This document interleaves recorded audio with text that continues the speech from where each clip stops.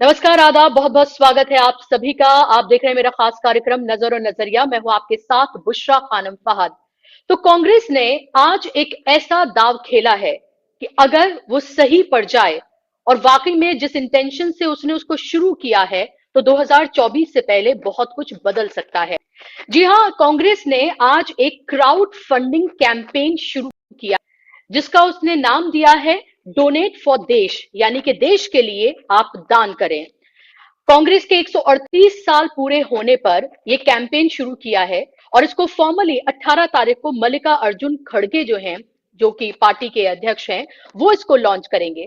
जहां पर कांग्रेस ये गुहार कर रही है कि आप 1380 या फिर 13,800 या 138 रुपए तक आप उसको डोनेट कर सकते हैं। और इसके लिए उसने तमाम जरिए आपको बताए हैं कि उसकी वेबसाइट पर जाकर आप किस किस तरीके से डोनेट कर सकते हैं।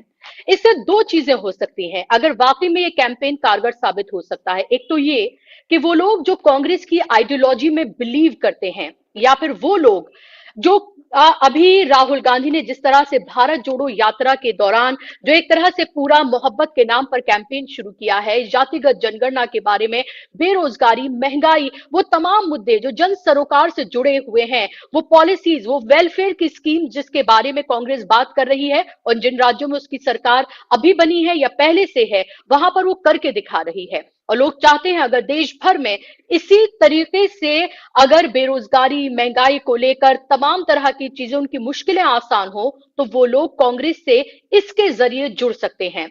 दूसरी बात कि ये इससे ये भी जाहिर होता है कि जिस पार्टी के ऊपर भ्रष्टाचार से लेकर तमाम तरह के इल्जाम लगाए जा रहे हैं, ये जाहिर होता है कि पार्टी की हालत फिलहाल क्या है कि उसको एक तरह से चुनाव 2024 का लड़ने के लिए जनता के सहयोग की जरूरत है। और इसीलिए उसने एक तरह से हाथ फैलाया है आप लोगों के सामने और ये गुहार उसने लगाई है कि आप आगे बढ़कर आइए। जो लोग कांग्रेस की आइडियोलॉजी में या लोग जो देश के साथ खड़ा होना चाहते हैं, वो लोग आगे बढ़कर आए और हमें ये अमाउंट डोनेट करें। और इसके जरिए वो एक तरह से जनता से सीधा संवाद और जनता से जुड़ना चाहती है। ये दाव अगर सीधा पड़ जाता है कांग्रेस का, तो बहुत कुछ 2024 से पहले बदल सकता है। और ये एक तरह से एक बहादुरी बड़ा कदम भी हम इसको कह सकते हैं कांग्रेस का, कि उसने बिना किसी भी लाग लपेट के बिल्कुल लोगों के सामने आकर अपनी स्थिति को बताया है। ये बताया है कि हमारे पास चुनाव लड़ने के लिए दरअसल पैसे नहीं है और हमें आपकी जरूरत है। अगर आप हमारी आइडियोलॉजी में यकीन करते हैं, अगर आप उन मुद्दों पर यकीन करते हैं जिनको लगातार कांग्रेस उड़ी है, तो आप हमारे साथ जुड़िए। वहीं दूसरी तरफ राहुल गांधी ने आज एक ऐसी बात बोली है जिसको सुनना आप सबको बेहद जरूरी है। आपको याद ही होगा संसद में किस तरीके से कुछ युवाओं ने आकर जिस तरह से हमला किया और जिस तरह से सिक्योरिटी ब्रीच हुआ, उसको लेकर लगातार विपक्ष हमलावर है। और इसी के तहत 14 जो हैं वो सांसदों को निलंबित भी किया गया, सस्पेंड किया गया। एक ऐसे सांसद को भी किया गया जो वहां थे भी नहीं। खैर, आज राहुल गांधी ने वो बात कही है जिसको उठाना बेहद जरूरी था। और ये भी कि जो आज राहुल गांधी ने कहा है वो किस तरह से युवाओं को सीधे तौर पर उनसे एक बार फिर से कनेक्ट करेगा। राहुल गांधी ने कहा कि ये ब्रीच जरूर हुआ है, लेकिन ये क्यों हुआ है, आप जरा सुनिए राहुल गांधी की इस बाइट को। बेहद महत्वपूर्ण बात उन्होंने कही है। पार्लियामेंट सुरक्षा ब्रीच पर आपकी क्या प्रतिक्रिया? सुरक्षा ब्रीच हुई है, हाँ, वो है, बट क्यों हुई? जो देश में सबसे बड़ा मुद्दा है, बेरोजगारी का मुद्दा, जो पूरे देश में उबल रहा है, मोदी जी की पॉलिसीज के कारण हिंदुस्तान के युवाओं को रोजगार नहीं मिल रहा। तो ब्रीच जरूर हुई है, बट इसके पीछे कारण बेरोजगारी है और महंगाई है। धन्यवाद। Thank you sir. Thank you sir. तो कारण बेरोजगारी है, महंगाई है, क्योंकि वो युवा जब मीडिया से बात कर रहे थे, जब मीडिया उनसे बात कर रहा था, तो आपको याद होगा नीलम नाम की वो लड़की 42 साल की, हरियाणा की, जिसके पास तमाम तरह की डिग्रीज थी, लेकिन उसने कहा कि उसके पास नौकरी नहीं है। उसने तानाशाही की बात की थी। और वो उन युवाओं ने कहीं ना कहीं संसद पे, जाहिर सी बात है, जो जिस तरह से उन्होंने किया उनका तरीका गलत था, लेकिन मुद्दे किसी भी तरीके से उनके गलत नहीं थे। उन्होंने वो मुद्दे उठाए जिससे आज तमाम जितने भी युवा हैं वो दो चार हो रहे हैं कि कैसे जो वादे किए गए थे नरेंद्र मोदी सरकार की तरफ से 2014-2019 में, जिस तरह से कहा गया था कि हर साल 2 करोड़ नौकरियां दी जाएंगी, वो कैसे एक छलावा, एक जुमला जो है वो साबित हुआ है और आज युवा ठगा सा महसूस कर रहे हैं। तो क्या इन दोनों तरीके से जो राहुल गांधी ने कहा और जो कांग्रेस की तरफ से शुरुआत की गई है, क्या ये युवाओं को सीधे तरीके से कांग्रेस से जोड़ेगी? और 2024 के इलेक्शन से चंद महीने पहले कांग्रेस का ये कदम उसके लिए किस तरीके से साबित हो सकता है? और 138 साल पुरानी पार्टी जिसको लेकर तमाम तरह की बातें भारतीय जनता पार्टी की तरफ से कही जाती हैं, भ्रष्टाचारी पार्टी, अमीर पार्टी, ये सिर्फ लोगों को ठगना जानते हैं, इस तरह की तमाम बातें कही जाती हैं। आज आप देखिए कि उस पार्टी को अपने लिए इलेक्शन लड़ने के लिए लोगों के सामने एक तरह से हाथ फैलाने पड़ रहे हैं और ये कहना पड़ रहा है कि आप हमें डोनेट करें अगर आप हमारी आइडियोलॉजी में यकीन करते हैं या उन बातों में यकीन करते हैं। इसको किस तरह से देखा जाए, इसके क्या सियासी मायने हो सकते हैं, इस पर बात करने के लिए मेरे साथ खास मेहमानों का पैनल जुड़ गया है जिनका तारुफ मैं आपसे कराना चाहूंगी। आप देख सकते हैं दो अभी मेरे साथ मेहमान जुड़े हुए हैं। राकेश कपूर साहब हैं, सीनियर जर्नलिस्ट हैं, लगातार आप मेरे प्रोग्राम पे उनको देखते हैं, मेरे साथ जुड़ गए हैं। अनिल जैन साहब हैं, पॉलिटिकल एनालिस्ट हैं, सोशल वर्कर हैं और लगातार अपनी बेबाक राय के लिए जाने जाते हैं। एक और खास मेहमान विवेक जी भी मेरे साथ थोड़ी देर में जुड़ने वाले हैं। दोनों मेहमानों का बहुत बहुत स्वागत, इस्तकबाल। शुरुआत अनिल जी मैं आपसे करना चाहूंगी, एक तो जो राहुल गांधी ने कहा है वो कितना महत्वपूर्ण है और दूसरा जो कांग्रेस की तरफ से ये कदम उठाया गया है 2024 से पहले, ये किस तरह से आप इसको देखते हैं? क्या आपको लगता है ये जनता इससे और ज्यादा कनेक्ट होगी, इमोशनली कनेक्ट होगी, एक सिंपैथी जो है कहीं ना कहीं कांग्रेस की तरफ जाएगी? बुशरा जी देखिए, जो राहुल गांधी ने मुद्दा उठाया है वो इस देश की सच्चाई है। बेरोजगारी और महंगाई इस देश की आज के समय में सबसे बड़ी समस्या बन चुकी है और पिछले 40-50 सालों में कम से कम मैंने तो ऐसी बेरोजगारी का आलम देखा नहीं कभी जितना आज है। और जिनके बिजनेस चल भी रहे हैं या जिसको आप कह लीजिए कि कोई बीटेक है और वो जोमेटो पे फूड डिलीवरी का काम कर रहा है, स्विगी पे काम कर रहा है, तो आप उसको रोजगार नहीं कह सकते। एक जिक्र राहुल जी ने भी किया था कि एक वो स्टेशन पे गए, एक कुली उनको मिला और वो बड़ा क्वालिफाइड था, बीटेक था, उसके पेरेंट्स ने उसको इंजीनियरिंग पढ़ाई थी, पैसा खर्च किया था, लेकिन मजबूरन उसको स्टेशन के ऊपर कुली का काम करना पड़ा था। इसको आप रोजगार नहीं कह सकते। तो जिस तरह की बेरोजगारी आज इस देश में फैल रही है वो कभी मैं नहीं समझता, मैंने अपने जीवन में कभी देखी नहीं। और इसके ऊपर जितने भी पहले क्या होता था कि बेरोजगारी जरा सी भी बढ़ती थी तो जो समाचार पत्र होते थे, जो जर्नलिस्ट होते थे, वो इसकी आवाज उठाते थे और वो आवाज आपको समाचार पत्रों में नजर आती थी, एडिटोरियल्स लिखे जाते थे, उसकी चर्चाएं होती थी। लेकिन आज तो इसकी कोई चर्चा भी नहीं करता।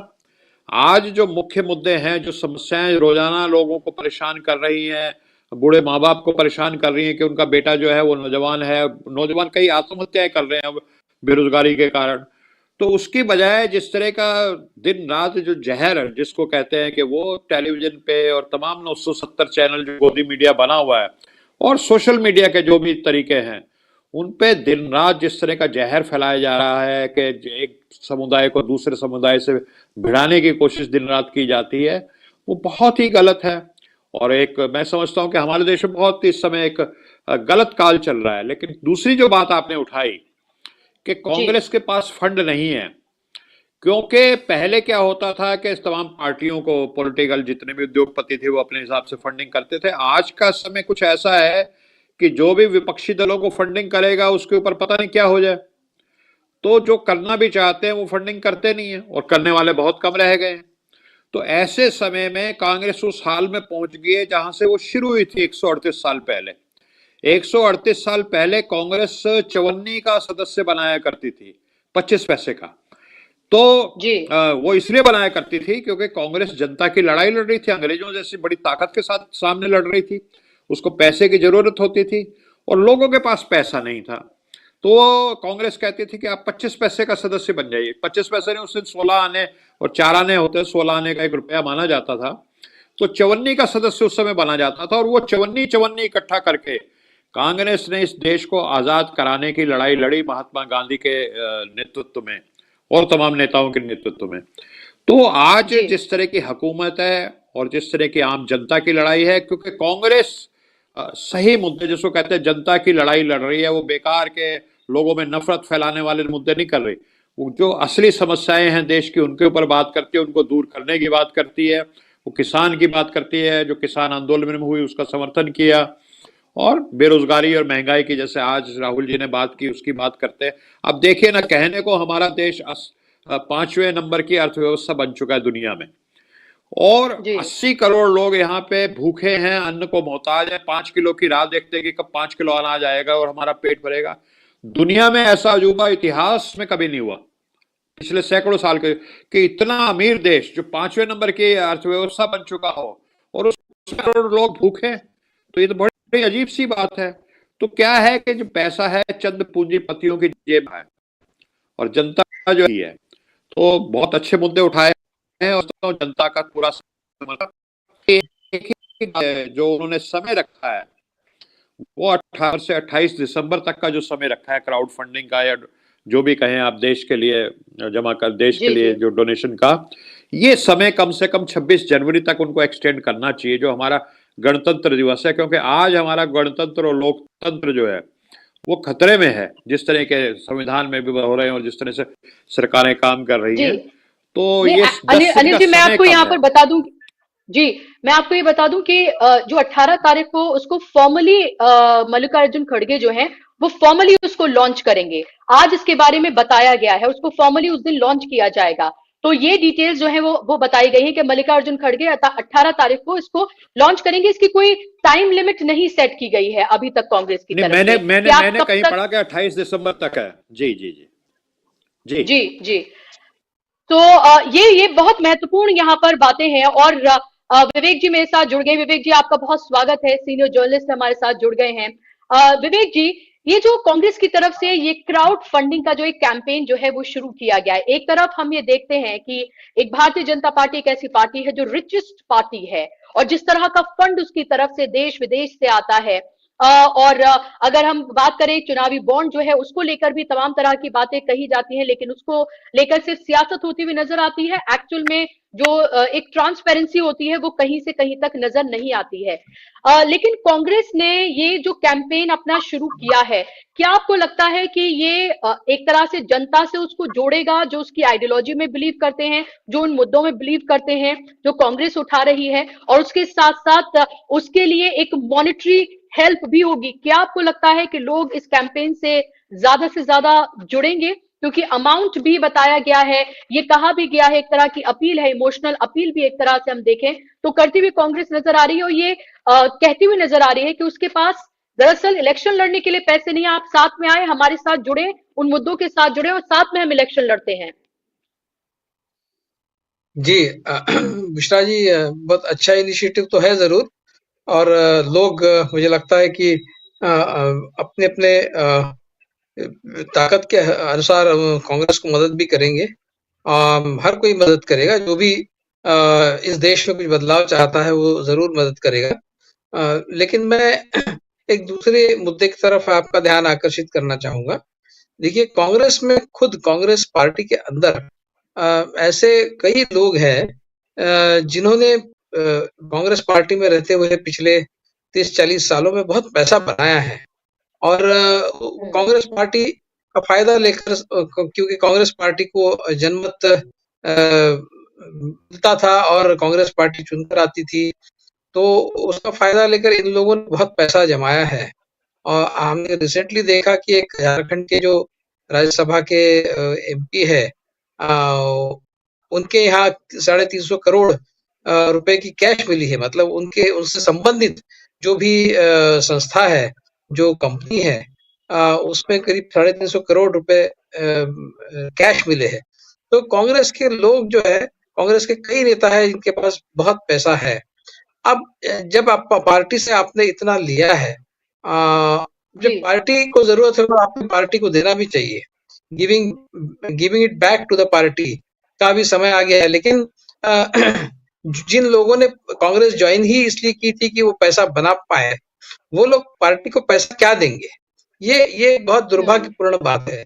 आप देखिए, पैसे तो जाने दीजिए, लेकिन मेहनत में भी वो कम पड़ रहे हैं। मतलब जब पार्टी को जरूरत है, जब पार्टी इस हालत में भी आ पहुंची है कि एक दो स्टेट्स में भी चुनकर आना मुश्किल हो जाता है पार्टी के लिए, ऐसे समय में जिन लोगों ने इस पार्टी में पार्टी के साथ सत्ता में रहते हुए सत्ता का उपभोग लिया है, पैसा कमाया है, नाम कमाया है, वो लोग इस पार्टी को उभारने के लिए कुछ कर रहे हैं। आप देखिए, आपके शहर में देखिए, मैं मेरे शहर में देखता हूँ, आप कोई भी शहर में देख लीजिए, कांग्रेस के जो लोकल नेतागण हैं वो बिल्कुल शांत है, वो कुछ नहीं करते हैं। पार्टी को ऊपर लाने के लिए उनके तरफ से क्या कोशिश कर रहे हैं, क्या मेहनत कर रहे हैं। तो मुझे लगता है कि लोगों ने जिम्मेदारी अपने सर पर तो ली है।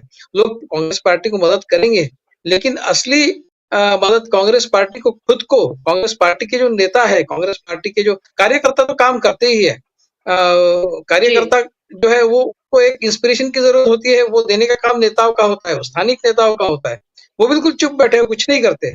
तो लोगों की जिम्मेदारी तो है ही, लोगों ने कांग्रेस पार्टी को मदद करनी चाहिए, इसलिए नहीं कि कांग्रेस पार्टी वो कांग्रेस पार्टी के सदस्य है या फिर कांग्रेस पार्टी के पक्षधर है, इसलिए कि आज इस देश में जो पार्टी सत्ता में है वो विपक्ष को पूरी तरह से खत्म करना चाहती है।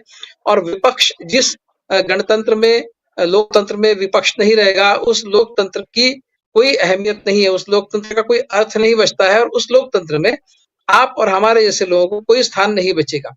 इसलिए हम अपने स्वार्थ के लिए कम से कम विपक्ष को बचाए, मुख्यतः कांग्रेस को बचाए, ये हमारी भी जिम्मेदारी है। लेकिन कांग्रेस के जो नेता है उनकी ज्यादा जिम्मेदारी है, ऐसा मानता हूँ। उन्होंने जो भी जितना भी पैसा कमाया है, अब वक्त आ गया है कि उस पैसे का इस्तेमाल वो अपने पार्टी के भविष्य के लिए करे, अपने पार्टी को पुनर्जीवित करने के लिए करे। और उस तरह का एक अपील कांग्रेस ने अपने नेताओं से भी करना चाहिए, ऐसा मुझे लगता है। अब देखिए, जब ये इस तरह का क्राउड फंडिंग होगा तो उसमें कांग्रेस के लोग, कांग्रेस के जो नेता है वो कितना पैसा देते हैं, ये भी आप देखिएगा। और उसके और एक में डायमेंशन मुझे दिखता है आगे जाकर, मुझे लगता है कि इसको किसी न किसी तरह से इसमें अड़ंगा डालने की कोशिश बीजेपी करेगी, क्योंकि इलेक्टोरल बॉन्ड का जो फायदा बीजेपी को मिला है, वो फायदा उन्होंने लिया ही इसलिए है, उसको ओपेक बनाकर उसका फायदा लिया ही इसलिए है कि ये असिमेट्रिक बनी रहे। ये आर्थिक स्थिति जो है विपक्ष और उसकी, ये असिमेट्रिक बनी रहे, उसमें कहीं भी किसी भी तरह से कोई सिमेट्री न बने। जब क्राउड फंडिंग होगा कांग्रेस पार्टी के लिए, तो हो सकता है कि बीजेपी अपने लिए कोई क्राउड फंडिंग का एक सिस्टम भी खोले, या फिर कांग्रेस की जो क्राउड फंडिंग की सिस्टम है उसका जो प्लान है उसको किसी भी तरह से सक्सेसफुल ना होने दे। ये भी होने की एक संभावना है, ऐसा मुझे लगता है। जी, बहुत महत्वपूर्ण बातें आपने यहाँ पर कही है। और जाहिर सी बात है, क्या इसको ऐसे कहा जा सकता है कि पार्टी तो गरीब है कांग्रेस, लेकिन उसके नेता अमीर हैं। और ऐसे कई एग्जाम्पल्स हैं हमारे सामने, इसको किसी भी तरीके से डिनाई नहीं किया जा सकता है। तो क्या ये फॉर्मली जब ये कैंपेन शुरू होगी तो क्या कांग्रेस के जो नेता हैं वो पहले बढ़ चढ़कर क्या एक तरह से नजीर पेश करते हुए खुद डोनेट करेंगे कुछ ऐसा अमाउंट जो वाकई में लगे कि हाँ पार्टी के लिए उन्होंने कुछ किया है, जिस पार्टी के जरिए उन्होंने एक तरह से ये धन कमाया हो। और ये भी देखना चाहिए कि कोई भी चुनाव बिना धन बल के नहीं जीता जा सकता है, ये बिल्कुल साफ है। और जिस तरह की चुनाव प्रक्रिया अभी फिलहाल हम देख रहे हैं, और खासतौर पर जिस पार्टी से मुकाबला है कांग्रेस का, ये विपक्षी दलों का, उनको ये देखना चाहिए कि एक तरफ वो पार्टी है साम दाम दंड भेद की है, किस तरह से जो सारे कॉर्पोरेट्स हैं उनके एक तरह से कदमों में है। अडानी की बात, अंबानी की बात लगातार कांग्रेस और राहुल गांधी खासतौर पर उठाते रहे हैं। और दूसरी तरफ जब ये तस्वीर नजर आए कि एक पार्टी जो कि 138 साल पुरानी है और उसे 2024 में चुनाव लड़ने के लिए लोगों के बीच में जाना पड़ रहा हो कि आप देश के लिए डोनेट करें और आप 138 रुपए से भी इसकी शुरुआत कर सकते हैं, क्या राकेश कपूर जी ये दोनों तरह से क्या फायदा करेगा? लोगों को जोड़ेगा भी कांग्रेस से, जो कांग्रेस की आइडियोलॉजी में बिलीव करते हैं, उन मुद्दों में बिलीव करते हैं, या जो विपक्ष को मजबूत होता देखना चाहते हैं, वो लोग जिन्होंने अभी हाल ही के 3 इलेक्शन जो हुए हैं, खासतौर पर हिंदी पट्टी की मैं बात कर रही हूँ, 3 राज्यों के, जहां 40% से ज्यादा उसको वोट मिले, वो लोग जिन्होंने कांग्रेस को वोट किया, क्या आपको लगता है वो बढ़ चढ़कर आएंगे, वोट करेंगे? क्योंकि उन्हें लगेगा कि ये आखिरी मौका है 2024। अगर इस बार भी फिर से एक बार, तीसरी बार बीजेपी सत्ता पर काबिज हो जाती है, तो तमाम लोग जिस तरह के डाउट्स दिखा रहे हैं, खासतौर पर सत्यपाल मलिक ने जो कहा कि आखिरी चुनाव होगा, उसके बाद आप देखिएगा कि अगले चुनाव बस फॉर्मेलिटी ही रह जाएगा। तो आपको लगता है ये बहुत जरूरी है जो कैंपेन शुरू किया गया है, ये एक तरह की सिंपैथी भी गेन करेगी कांग्रेस और लोगों को जोड़ेगी भी अपने साथ? बुशरा जी, देखिए, आपने भी कुछ महत्वपूर्ण सवाल उठाए, विवेक जी ने तो उठाए। आपने पूरी चुनाव व्यवस्था का सवाल उठाया कि चुनाव बहुत महंगे हो गए हैं। हमारी चुनाव प्रणाली जो है वो चुनाव तंत्र धनतंत्र में बदल गया है, इसका एक ये भी प्रमाण है।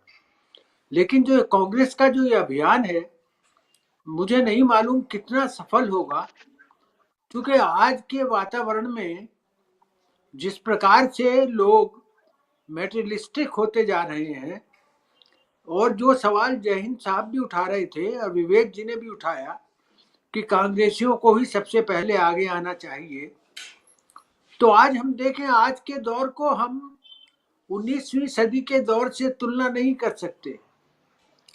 19वीं सदी या 20वीं सदी के दौर से तुलना नहीं कर सकते। 20वीं सदी जो पूरी है वो कांग्रेस की है, वही कांग्रेस का इतिहास है जो भारत का इतिहास है। कांग्रेस और भारत दोनों मिले हुए रहे हैं पिछली सदी में। जो जो घटनाएं, जो जो डेवलपमेंट कांग्रेस में होते गए, उन्हीं वैसे ही डेवलपमेंट हिंदुस्तान में होते रहे। दोनों पैरेलल रहे, दोनों पैरेलल चले। आज हम अगर किसी मोतीलाल नेहरू को ढूंढे कि वो अपनी सारी संपत्ति देश को दे देगा, आज अगर हम जवाहरलाल नेहरू को ढूंढे, आज अगर हम ऐसे नेताओं को ढूंढे, सरदार पटेल जब उनकी मृत्यु हुई तो उनके बैंक अकाउंट में उनकी सारी संपत्ति केवल 259 रुपया थी, 259 रुपीज। चंद्रभानुगुप्त उत्तर प्रदेश के लौह पुरुष जिन्हें कहा जाता था और जिन पर आरोप लगता था भ्रष्टाचार का, जब उनकी डेथ हुई तो उनके खाते में सिर्फ 10,000 रुपया थे। उन्होंने जो कुछ भी के लिए किया, वो कोषाध्यक्ष भी रहे, बाद में जनता पार्टी के रहे 1977 में, जब वो संगठन कांग्रेस का विलय हुआ जनता पार्टी में, तो उन्होंने जो भी किया वो अपना पूरा, अब वो तो आजीवन, उन्होंने शादी नहीं की, कह रही है कोई बड़ी बात नहीं है, लेकिन उन्होंने अपना पूरा जीवन कांग्रेस पार्टी को समर्पित कर दिया। तो ऐसे लोग हम आज कहाँ लाएंगे? आज तो राजनीति व्यापार में तब्दील हो चुकी है। ऐसे लोगों को ढूंढना, गुलर का फूल ढूंढना है, समुद्र में मोती ढूंढना है। ऐसे लोग हम नहीं आ सकते। कांग्रेस ने ये प्रयास किया है, लोगों को जोड़ने का प्रयास किया है, और ये मेरा मानना है कि 2024 का चुनाव असल में विचारधाराओं का चुनाव होना चाहिए। दो विचारधाराएं, एक आइडिया ऑफ इंडिया जो बीजेपी का है, हिंदुत्व राष्ट्रवाद का है, दूसरा आइडिया ऑफ इंडिया जो गांधीवाद का है, गांधी का है, कांग्रेस का है। इन दो विचारधाराओं की लड़ाई में अगर कांग्रेस आज के वातावरण को देखते हुए बराबरी पर भी आ जाती है, जैसा कि मैंने कहा कि ये विचारधाराओं की लड़ाई होगी, और जो 3 राज्यों, जो हिंदी पट्टी के 3 राज्यों के चुनाव हैं, इनके जो परिणाम आए हैं, उनसे कांग्रेसियों को निराश होने की मुझे कोई जरूरत महसूस नहीं होती है। कांग्रेस का सबसे बड़ा नुकसान कांग्रेस के जो सहयोगी दल हैं, इन्होंने ही किया है। लोकसभा चुनावों को देखते हुए मैं ये बात डंके की चोट पर कहता हूं, अगर कांग्रेस को कोई सबसे बड़ा नुकसान कर रहा है तो ये कांग्रेस के तथाकथित सहयोगी दल ही हैं, जो कांग्रेस को गर्त में देखना चाहते हैं। राहुल गांधी ने अपनी भारत यात्रा के दौरान जो भी यश था, जो भी मान सम्मान कमाया था, उसको इन सारे के सारे जो सहयोगी दल हैं, इन्होंने इन्हें गर्त में मिलाने में कोई कसर नहीं बाकी रखी। राहुल गांधी के उठते हुए कद से ये लोग घबराए हुए थे और आज भी घबराए हुए हैं। राहुल गांधी ने जो बातें कही हैं वो देश हित में बातें कही हैं। उन्होंने ये जो कहा, जो संसद में जो सिक्योरिटी ब्रीच हुआ, ये बहुत बड़ा मसला है, लेकिन इसके पीछे का क्या कारण है इस ध्यान देना चाहिए। बेरोजगारी या महंगाई जन जन का मुद्दा है, ये जन जन सरोकार का मुद्दा है, और इन 3 राज्यों के चुनाव में कांग्रेस ने जन सरोकार के मुद्दों पर ही राजनीति की। अब फेल हो गए वे तो निराश होने की आवश्यकता नहीं है, बिल्कुल नहीं है। इसको तो और जोरदार ढंग से उठाए जाने की जरूरत है। जो राजनीति का स्वरूप हो रहा है, उस स्वरूप में आप किस प्रकार से सेंध लगाते हैं, आज के वातावरण को देखते हुए अपनी बात किस प्रकार से कहते हैं, लोगों को कन्विंस करते हैं, महत्वपूर्ण ये है। ये तो चुनाव जीतना लोकतंत्र में बहुत महत्वपूर्ण होता है, लेकिन विचारधारा पर लोगों का इकट्ठा होना वो भी कम महत्वपूर्ण नहीं होता। आज नहीं तो कल उन्हें सफलता अवश्य मिलती है, मैं ये मानता हूँ। बुशरा जी, जी बुशरा जी। जी बिल्कुल अनिल जी, लेकिन क्या इसके साथ साथ एक सवाल ये भी होता है, और एक तरह का ये एक मैसेजिंग जो है, क्या कांग्रेस इस कैंपेन के जरिए देने की कोशिश करे कि देखिए हम जो हैं वो लोगों की पार्टी है, आपकी पार्टी है, हम आपके मुद्दे उठा रहे हैं, इसलिए आए भी हम आपके सामने हैं, आपके आगे ही हाथ फैला रहे हैं, हम किसी कॉर्पोरेट घराने या उसके सामने नहीं झुक रहे। क्योंकि जिस तरह की राहुल गांधी की पूरी आइडियोलॉजी है, जिस तरह से वो क्रूनी कैपिटलिज्म के खिलाफ वो आवाज उठाते हैं, अडानी अंबानी की वो बात करते हैं, बहुत जिदारी से वो बात करते हैं, उसके खामियाजे भी उन्होंने भुगते हैं, महुआ मोइत्रा ने भुगते, राहुल गांधी ने उसके खामियाजा भुगता, लेकिन वो उससे पीछे नहीं हटे और लगातार उसकी बात उन्होंने तमाम अपने इलेक्शन कैंपेन से लेकर सब जगह की। और आज एक तरह से ये मैसेजिंग है लोगों के लिए कि देखिए आप हमारी आइडियोलॉजी में बिलीव करते हैं, हमारे साथ आइए, हम आपकी पार्टी हैं, हम आपके मुद्दे उठा रहे हैं, हम विपक्ष को अगर आप मजबूत करना चाहते हैं, कांग्रेस को अगर आप जिंदा रखना चाहते हैं, तो आप हमारे साथ इस तरह से जुड़िए। और अमाउंट कुछ भी हो सकता है। क्या आपको लग रहा है इसका असर, व्यापक असर पड़ेगा, और एक तरह से कार्यकर्ताओं के लिए भी एक ये जोश की बात होगी कि वो लोगों के बीच जाकर इस कैंपेन को और आगे बढ़ा सकते हैं, एक सिंपैथी जो है वो कांग्रेस की तरफ आ सकती है?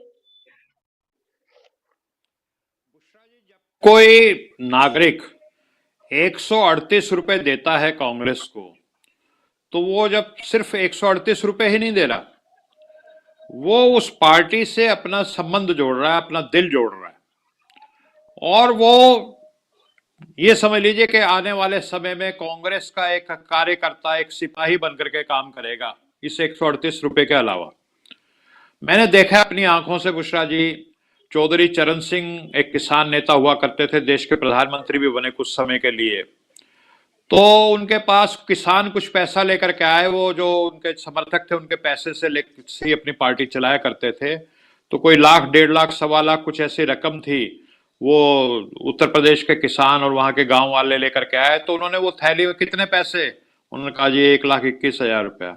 उन्होंने वापस फेंक दी थैली, बोले इससे पार्टी चलेगी, इतने पैसे से पार्टी चलेगी, कम से कम 5 लाख रुपए लेके आओ, और अगर मैं तुमसे पैसे नहीं लूंगा तो मेरे को उद्योगपतियों से पैसे लेने पड़ेंगे और फिर मेरे को उनके काम करने पड़ेंगे। तो अब जो लोकतंत्र में, जो लोकतंत्र को समझते हैं, जॉर्ज फर्नांडिस साहब भी यही बात किया करते थे कि हमारे देश में जब तक आम लोग पॉलिटिकल पार्टीज को पैसा नहीं देंगे और पॉलिटिकल पार्टीज आम लोगों के पैसे से नहीं चलेगी, तब तक वो आम लोगों के लिए काम भी नहीं करेगी, वो तो फिर उद्योगपतियों के लिए काम करेगी।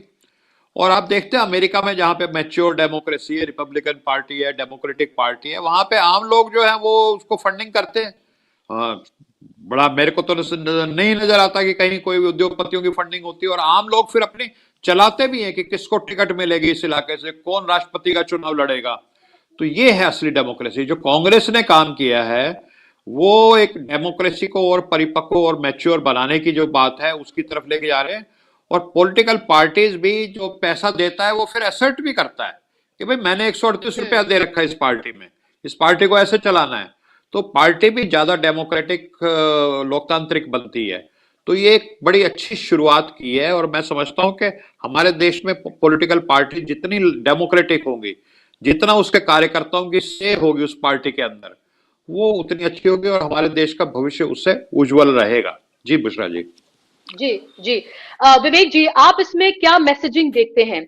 क्या, जो मैंने अनिल जी से पूछा कि क्या आपको लगता है कि ये मैसेज देने में भी कामयाब रहेगी कांग्रेस इसके जरिए कि हम देखिए आपकी पार्टी है और इसीलिए आपके सामने आए हैं, और दूसरी तरफ क्या ये मैसेज देने की कोशिश करेगी? देखिए, एक तरफ वो पार्टी है जिसके पास तमाम धन बल सब कुछ है, एजेंसीज उसके साथ है, पैसा उसके पास है, कॉर्पोरेट्स का जो जिस तरह से उसके साथ सहयोग है, या फिर जिस तरह से इलेक्टोरल बॉन्ड है उसके जरिए उसके पास कितना पैसा आता है, और दूसरी तरफ, और ये भी कंपैरिजन है, अभी मेरे पास मैं एग्जैक्ट फिगर या कोट नहीं कर सकती कि बीजेपी और कांग्रेस को इलेक्टोरल बॉन्ड के तहत कितने पैसे मिले, जाहिर सी बात है गैप बहुत बहुत ज्यादा है। लेकिन क्या आपको लग रहा है कि इसके जरिए एक ये मैसेजिंग भी देने की कोशिश की जाएगी कि भले ही बीजेपी भ्रष्टाचारी पार्टी या करोड़पतियों की पार्टी इस तरह की तमाम बातें करती रही है, लेकिन देखिए हमें 138 साल पुरानी पार्टी है, अभी भी आपके सामने हम आ रहे हैं, हमें इलेक्शन लड़ने के लिए आपकी मदद की जरूरत है, आप आगे आए, हमारी मदद करें। जी। हाँ, बुशरा जी, मुझे लगता है कि इसका ज़रूर असर होगा और बहुत अच्छे इसके रिटर्न्स पार्टी को मिलेंगे। आप देखिए, पिछले इलेक्शन में 2019 में बीजेपी कांग्रेस को करीब 11 करोड़ के करीब, शायद जहां तक मैं सही समझ रहा हूँ, 11 करोड़ के करीब वोट्स मिले थे। आप ये मान के चलिए कि उसमें से अगर 5 करोड़ लोग भी कांग्रेस को 100 रुपए प्रति व्यक्ति, इस दृष्टि से अगर आप इसका हिसाब लगाएं तो कम से कम 500 करोड़ तो कांग्रेस को इसमें से मिल सकते हैं। मतलब मैं कंजर्वेटिव एस्टिमेट लगा रहा हूँ। ये बिल्कुल तय है कि इससे बहुत ज्यादा पैसा कांग्रेस को मिलेगा और उसका कांग्रेस को 2024 के इलेक्शन में फायदा होगा। और मैं समझता हूं कि सिर्फ पैसा इकट्ठा करने से काम नहीं होगा। कांग्रेस को इसका ये जो रिसोर्स वो इकट्ठा करेगा लोगों से, जो फाइनेंशियल रिसोर्स इकट्ठा करेगा, उसका बहुत अच्छे ढंग से मैनेजमेंट भी करना है।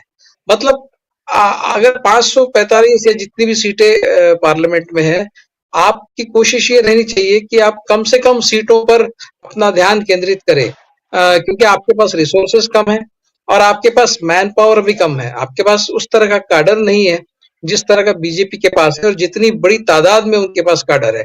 और पैसे का तो सवाल ही नहीं। बीजेपी तो जिसको फ्लश विथ फंड्स कहते हैं, ऐसा है, अगर वो टॉयलेट भी फ्लश कर दे तो उसमें से करोड़ों रुपए बाहर निकल आएंगे। तो ये जो असिमेट्री है आपके और बीजेपी के बीच में, उसको किस तरह से, किस दृष्टि से आप टैकल करेंगे, ये भी सोचना है। मतलब ये जो पैसा आपका आएगा, मैं ये बात बार बार कहता हूं कि कांग्रेस फोकस करे केवल 200 कॉन्स्टिट्यूंसीज पे, सिर्फ 200 कॉन्स्टिट्यूंसीज में अपने लोग खड़े करे और 200 कॉन्स्टिट्यूंसीज में अपना पूरा जितना भी धन बल है और जितना भी आपके पास मैन पावर है, उतना सिर्फ उधर ही लगाए और पूरी ताकत के साथ बीजेपी के साथ आप ये अगेंस्ट ये इलेक्शन लड़े। और अगर आप ये 200 में से 150 सीटें भी, 125 सीटें भी जीतने में कामयाब होते हैं, तो भी आप 2024 में सत्ता में वापस आने के लिए कंटेंडर बन सकते हैं। तो सिर्फ पैसा इकट्ठा करना ये एम नहीं होना चाहिए। उस पैसे का किस तरह से मैनेजमेंट किया जाए, उस पैसे को सबसे मतलब ज्यादा से ज्यादा उस पैसे का फायदा किस तरह से लिया जाए, ये भी सोचना है। वही पैसा अगर आप सारे 500 साढ़े 500 कॉन्स्टिट्यूंसीज पे खर्च करेंगे तो आपको पर कॉन्स्टिट्यूंसी बहुत ही कम अवेलेबल होगा और उससे आपका काम नहीं बनेगा, क्योंकि आपकी लड़ाई तो बीजेपी के साथ में है। पैसा तो काम अपना करता ही है, पैसे का काम पैसा ही करता है। तो वो उसकी जरूरत है, उसका ठीक ढंग से मैनेजमेंट हो। और मुझे बिल्कुल इस बात में कोई शक नहीं कि कांग्रेस को कम से कम 1000 करोड़ से ज्यादा ही इसमें पैसा मिल सकता है, अगर ये कैंपेन ठीक ढंग से चला और लंबे अंतराल के लिए चला। मतलब जब तक वो कोड ऑफ कंडक्ट रहेगा, मुझे लगता है कि तब तक तो वो चला ही सकते हैं। कोड ऑफ कंडक्ट भी इसमें रंगा नहीं होना चाहिए। तब तक कम से कम 1000 करोड़ तो कांग्रेस प्राप्त कर ही सकती है इसमें से, और उसका फायदा कांग्रेस को जरूर मिलेगा। ये एक बहुत अच्छा मूव है, जिसने भी ये सोचा है बहुत अच्छा सोचा है मुशरा जी। बहुत जी, बिल्कुल, बहुत एक स्मार्ट मूव जो है वो लग रहा है, और इससे एक तीर से लग रहा है कि कई निशाने जो है होते हुए नजर आ रहे हैं। आप इसे कंटिन्यूएशन में एक सवाल और मुझे विवेक जी पूछना था। मैं आपसे पूछना चाह रही हूँ कि क्या इससे ये भी पता चलेगा एंड ऑफ दिस कैंपेन कि कितने लोग वाकई में उस आइडिया ऑफ इंडिया में यकीन करते हैं जिसकी बात कांग्रेस करती है। क्योंकि हमें देखना चाहिए कि दो भारत तो बनते हुए नजर आ रहे हैं। एक वो भारत जो भारतीय जनता पार्टी का है, जहां पर मध्य प्रदेश के सीएम बनते ही वो किस तरह के फैसले लेते हैं। वो लाउड स्पीकर पे बैन लगाते हैं, खुले में मीट बेचने पर वो जो है बैन लगाते हैं, और ये उनके सबसे पहले जो है वो फैसले होते हैं। और आप ये देखें कि शाही ईदगाह मस्जिद हो चाहे मथुरा की, उसको लेकर भी इलाहाबाद हाईकोर्ट ने सर्वे का जो है वो फैसला सुना दिया है। सुप्रीम कोर्ट ने उस पर बैन नहीं लगाया है। ज्ञान व्यापी मस्जिद, और उसके बाद अब देख रहे हैं हम राम मंदिर की बात, तो जाहिर सी बात है जनवरी से जो पूरा सब कुछ शुरू होगा वो हमारे सामने है। दूसरी तरफ जो हम कांग्रेस की बात करते हैं, खासतौर पर अभी जो राहुल गांधी वाली कांग्रेस है, वो बात करती है, वो बेरोजगारों की बात करती है, वो युवाओं की बात करती है, वो महंगाई की बात करती है, वो जातिगत जनगणना की बात करती है, वो सामाजिक न्याय, सामाजिक बराबरी की बात करती है, वेलफेयर स्टेट की वो बात करती है। तो आपको लगता है कि इससे कहीं ना कहीं ये भी पता चलेगा कि कितने लोग उस आइडिया ऑफ इंडिया में यकीन करते हैं जो कांग्रेस का है, और कितने लोग उस आइडिया ऑफ इंडिया में यकीन करते हैं जो बीजेपी का है। माफ कीजिएगा। हाँ, बिल्कुल बिल्कुल ये बात उसका इंडिकेटर जरूर होगा, इसका बैरोमीटर होगा जरूर ये कि कितने लोग, क्योंकि अगर आप इस देश में लोकतंत्र को बचते हुए देखना चाहते हैं, ये बात सतपाल मलिक की बात से मैं पूरी तरह से सहमत हूं कि अगर 2024 में हो सकता है कि आपके देश में आपने देखे हुए आखिरी इलेक्शन हो, उसके बाद इलेक्शन शायद न हो, ये भी हो सकता है। मतलब जिस तरह का एक गवर्नेंस का मॉडल, जिस तरह की राजनीति भाजपा बीजेपी ने इस देश में लाई है, उसका कोई मैं ये हमेशा कहता हूं कि ये पूरी तरह से एक मैडनेस है, और ऐसा मैडनेस है जिसमें कोई मेथड भी नहीं है। कभी-कभी मैडनेस में मेथड होती है कि मैडनेस में कोई मेथड भी नहीं है। तो ये लोग क्या करेंगे, या ये लोग कहाँ तक इस देश को कहाँ ले जाएंगे, इसका कोई आकलन आज नहीं कर पाते हैं हम लोग, क्योंकि ये कुछ भी कर सकते हैं। इस तरह का एक इनके बारे में इम्प्रेशन हम लोगों का बन गया है। इसलिए हमारे पास ज्यादा वक्त नहीं है, कांग्रेस पार्टी के पास ज्यादा वक्त नहीं है। ये कांग्रेस को समझना बहुत जरूरी है, शायद वो समझ भी रहे हैं, लेकिन फिर भी मैं समझता हूँ सिर्फ पैसे इकट्ठा करने से नहीं होंगे। वो कितने लोग पैसे देंगे और कितना पैसा जमा होता है, उसके ऊपर भी डिपेंड करता है कि कांग्रेस को आज भी कितने लोग चाहते हैं। हमने देखा इलेक्शन में उनका वोट परसेंटेज तो घटा नहीं है। ये बहुत अच्छी आशादायी चित्र यही है कि वोट परसेंटेज घटा नहीं है, उतने ही लोग आज भी कांग्रेस को वोट करते हैं, बावजूद इसके कि कांग्रेस का सोशल मीडिया प्रेजेंस, कांग्रेस का प्रोपेगेंडा, कांग्रेस सत्ता में नहीं है, कांग्रेस की लीडरशिप जो है वो नरेंद्र मोदी जैसी पर्सनैलिटी कल्ट वाली लीडरशिप नहीं है। ये सारे फैक्टर्स होने के बावजूद भी आज भी कांग्रेस और बीजेपी में केवल 6-7% का फर्क है। आज भी 40% लोग कांग्रेस को हिंदी बेल्ट में चूज कर रहे हैं, बाकी जगह तो दूर की बात है। हिंदी बेल्ट में भी आज 40% लोग कांग्रेस को वोट कर रहे हैं। तो बिना इतनी गिरी पड़ी हालत में अगर कांग्रेस की इतनी अच्छी स्थिति है, तो कांग्रेस अगर थोड़ा सा मैन पावर बढ़ा दे, थोड़ी सी अपनी इच्छा शक्ति को बढ़ा दे, और पैसे का इजाफा उनके कॉफर्स में हो जाए, तो बिल्कुल इसका फायदा होगा। अगर इसको एक अगर के टर्म्स में मैं रखना चाहूंगा, अगर इलेक्शन में बीजेपी कोई धांधली नहीं करती हो तो, क्योंकि अभी इस तरह की आशंकाएं बहुत बढ़ गई है कि बीजेपी इलेक्शन में धांधली करती है। कहाँ करती है? इलेक्टोरल रोल्स में करती है, ईवीएम में करती है, कहाँ करती है और कब करती है, इसके बारे में शायद अभी हम लोग अंधेरे में हैं, हमको बहुत ज्यादा कुछ जानकारी नहीं है। तो आपकी कितनी भी कोशिश आप कर ले, उसके बावजूद अगर ये कहीं से उसको मैनिपुलेट करने की इन्होंने एक सिस्टम डेवलप कर ली है, तो फिर आपकी किसी भी कोशिश का कोई फायदा नहीं होगा, ऐसा भी मानने वाले लोग हैं। लेकिन आपको हर फ्रंट पर बहुत केयरफुल रहना होगा, ईवीएम के फ्रंट पर भी आपको केयरफुल रहना होगा। 24 घंटे निगरानी ईवीएम वाले जो भी स्ट्रांग रूम्स है उसकी रखना, आपके पार्टी के लोग उसके आसपास हमेशा ही निगरानी रखते हुए दिखने चाहिए। जब इलेक्शन पोलिंग खत्म हो जाता है, उसके बाद इलेक्शन जब गिनती होती है, तब तक का जो पीरियड है, उस पीरियड में आप बिल्कुल भी लैक्स नहीं रह सकते। आप ये सोचकर कि भाई अभी इस तो स्ट्रांग रूम में है, अभी कुछ नहीं हो सकता, बिल्कुल इस मुगालते में न रहते हुए 24 घंटे निगरानी वाले पोस्चर में आप रहे, ये सब करना होगा। इसलिए ये एक जी मल्टी प्रॉन्ग स्ट्रेटेजी सिर्फ पैसा इकट्ठा करने से नहीं होगा, मल्टी प्रॉन्ग स्ट्रेटेजी आपकी होनी चाहिए। हर फ्रंट पर बहुत केयरफुली आपको कदम रखना है, तब जाकर ये लड़ाई थोड़ी सी कॉम्पिटिटिव बनेगी। आज भी वो कॉम्पिटिटिव नहीं है, आज भी वो वन साइडेड ही है, ऐसा मैं मानता हूं। तब जाकर ये कॉम्पिटिटिव बनेगी, उसके लिए आपको हर मुमकिन कोशिश करनी पड़ेगी। पैसा उसके लिए इकट्ठा करना ये एक बहुत अच्छा और बहुत महत्वपूर्ण कदम है। बुशरा जी। बिल्कुल। और अब एक अच्छी बात यह है कि जिसने भी ये कदम उठाया है कम से कम उसने सोचा इस बारे में कि ये भी एक कदम हो सकता है जिसको पार्टी से जिससे फंडिंग जो है वो मिल सकती है, क्योंकि भारतीय जनता पार्टी कितना लोकतंत्र में यकीन रखती है वो सबको सबको पता है। किस तरह के उसके लगातार कदम उठ रहे हैं वो भी पता है। चुनाव आयुक्त की नियुक्ति को लेकर जिस तरह से जो चेंजेस किए गए, जो बिल लाया गया है, आपको समझ में आ रहा है कि लगातार वैसे भी हम ये देख रहे हैं पपेट की तरह ही काम करता हुआ चुनाव आयोग नजर आ रहा है। और अब चुनाव आयुक्तों की जिस तरह से अपॉइंटमेंट होंगे, जो पूरा चेंज जो किया गया है, उससे भी अंदाजा लगाया जा सकता है कि भारतीय जनता पार्टी कोई भी चीज ऐसी नहीं छोड़ना चाहती है जिससे कोई भी एक ऐसी भी कोई लाइन हो जिससे किसी दूसरी पार्टी को, विपक्ष को फायदा हो जाए।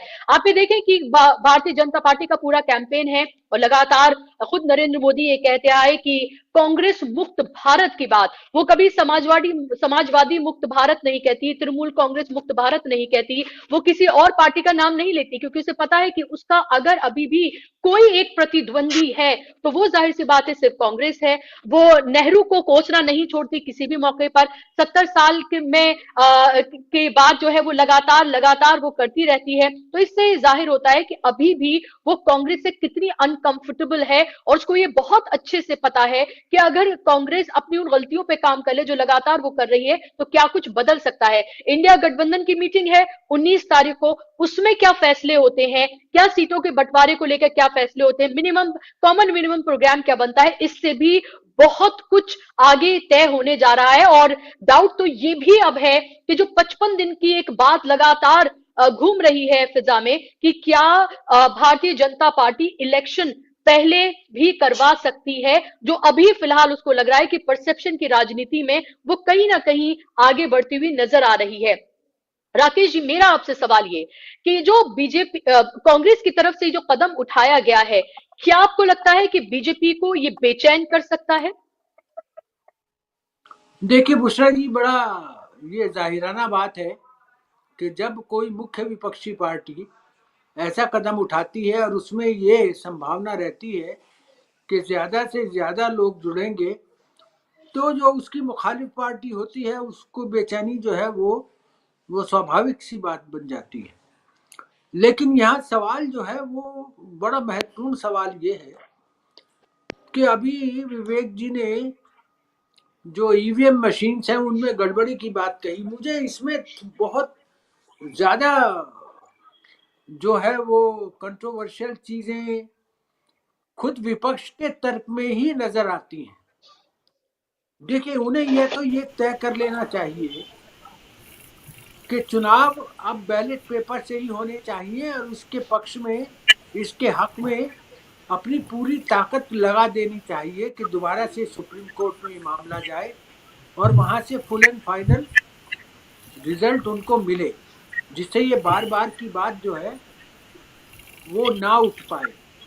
और मैं जी एक बात, विवेक जी ने जो बात कही कि आप स्ट्रांग रूम की निगरानी रखिए, ये सारी चीजें मत होने दीजिए, ये देखिए हो तो नहीं जाता है।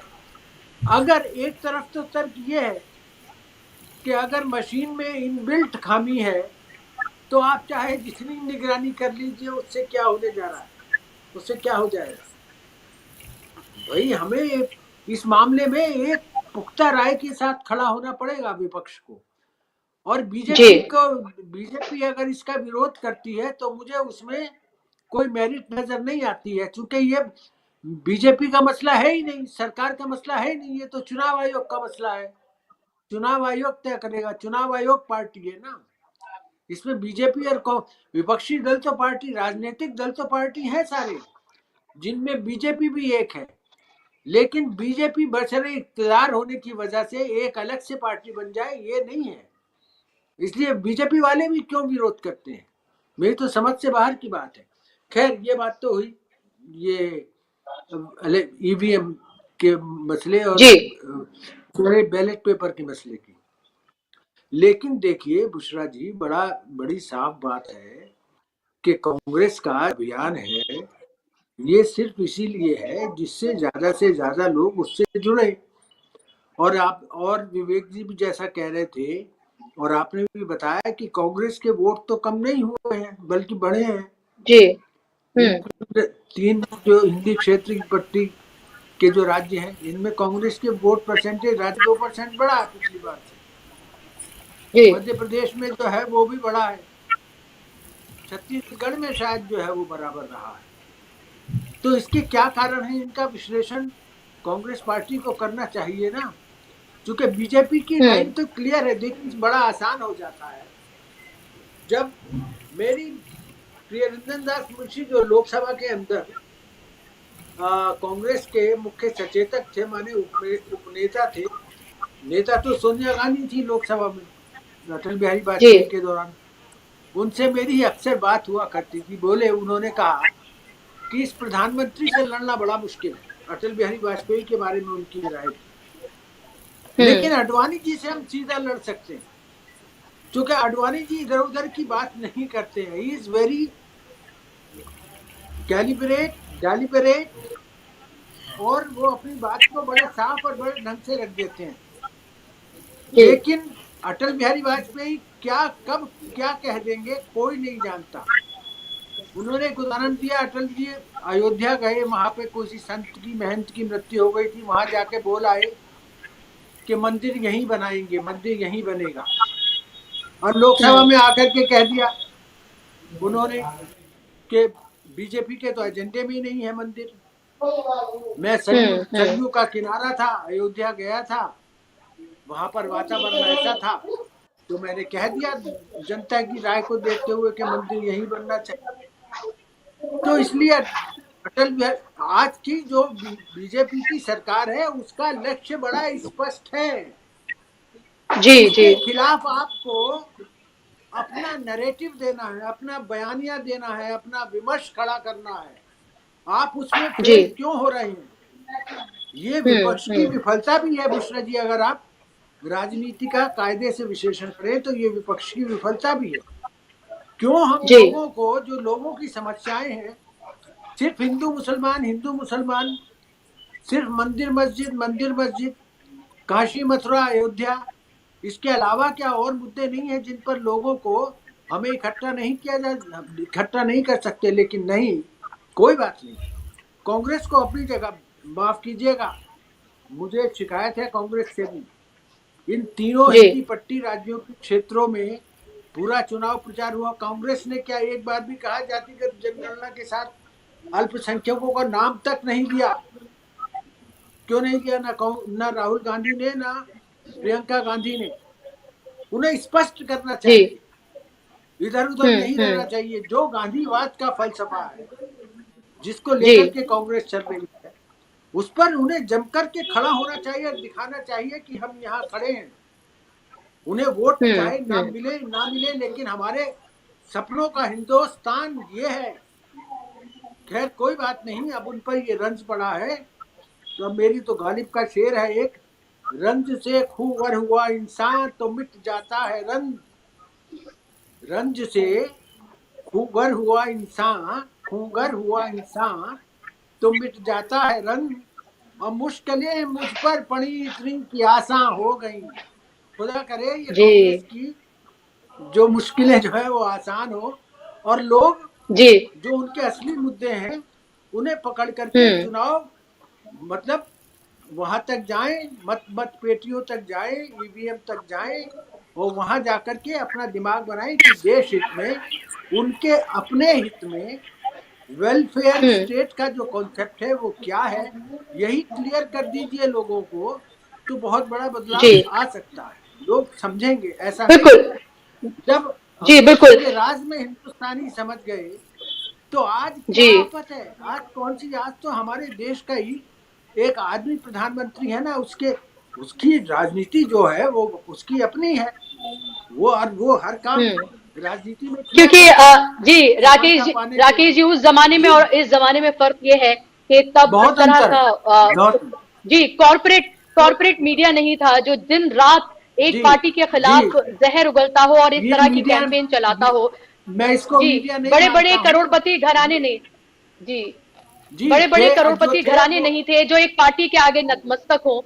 तो ये तमाम चीजें भी नहीं। देखने की हैं, बहुत कुछ बदला है। जी लेकिन जी जी ये जरूर है, ये देखना है कि जो भी कांग्रेस की आइडियोलॉजी है, जिन मुद्दों को लेकर राहुल गांधी आगे बढ़ रहे हैं और जो तमाम जगह पर उन्होंने काम किया है, उन्हें और जोर शोर से लोगों के बीच में पहुंचाने की जरूरत है। और देखना यह होगा कि ये जो उन्होंने क्राउड फंडिंग का ये जो पूरा कैंपेन शुरू किया है, ये कितना फायदा कांग्रेस को पहुंचाता है और बीजेपी में कितनी बेचैनी बढ़ाता है, और क्या इसको लेकर बीजेपी कोई और कदम उठाएगी, ये देखना भी बेहद महत्वपूर्ण होगा। बहुत शुक्रिया आप तीनों मेहमानों का इस कार्यक्रम का हिस्सा बनने के लिए, अपना कीमती वक्त देने के लिए। शुक्रिया आप तमाम दर्शकों का भी कार्यक्रम का हिस्सा बनने के लिए। आज के कार्यक्रम में बस इतना ही। नमस्कार।